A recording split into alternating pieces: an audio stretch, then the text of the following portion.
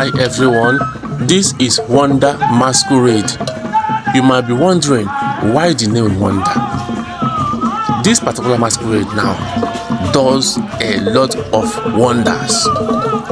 This masquerade increases in size and decreases in size.